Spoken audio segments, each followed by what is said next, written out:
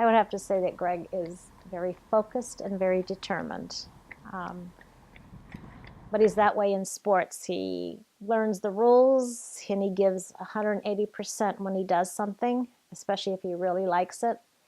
And he's talked about doing the marathon for quite a few years, but I kind of thought, oh, I don't know if that's ever going to happen. So never really pursued it. And then he started taking off running. And I can't even think of her name at Special Olympics, she used to say to Greg, you need to run long distance, more than the Megan. She kept saying, you can run. She says, you've got the gait, you can do it. So when we switched to the 2 miles and then he ran a 5K and then he did a half marathon with his sister, he goes, I can do it. I want to run the marathon. So that's when I made the phone call to find out if it was a doable thing. And from there, he's been very dedicated to practicing, and he runs out of 7 days, 5 days during the week. He's running his long distance right now is 11 miles, and he's been doing really well. Greg has had a vision issue. He was diagnosed with amblyopia when he was in kindergarten, and for 2 years his eye was patched.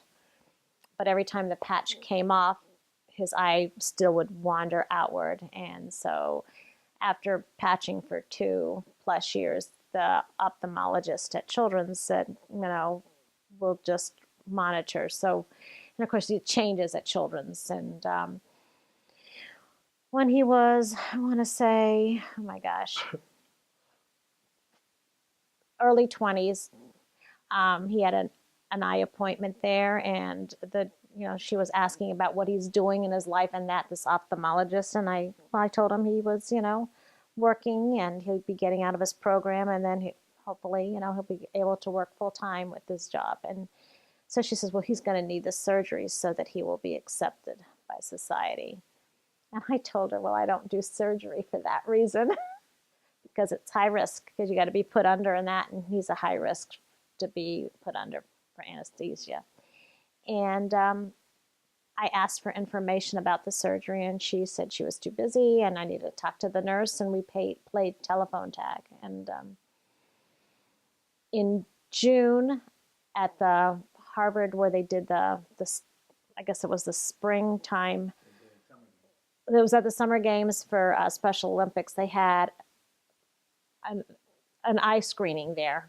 And so I said to Greg, you're coming with me, we're going to go get this done. And he came, and there was numerous students studying that kept coming and asking all kinds of questions and checking out, because they realized he can't really see much out of his left eye.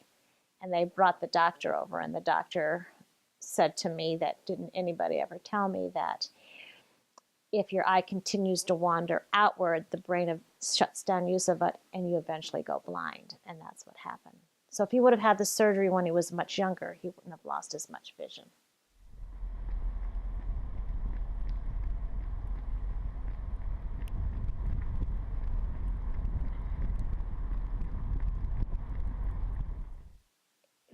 You can tell that are they going to be able to do the job? Can they do this? Can we let them be on their own? And,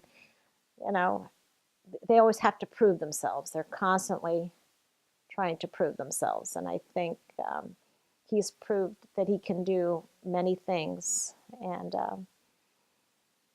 because he wants to do it. And I have to give him a lot of credit for that.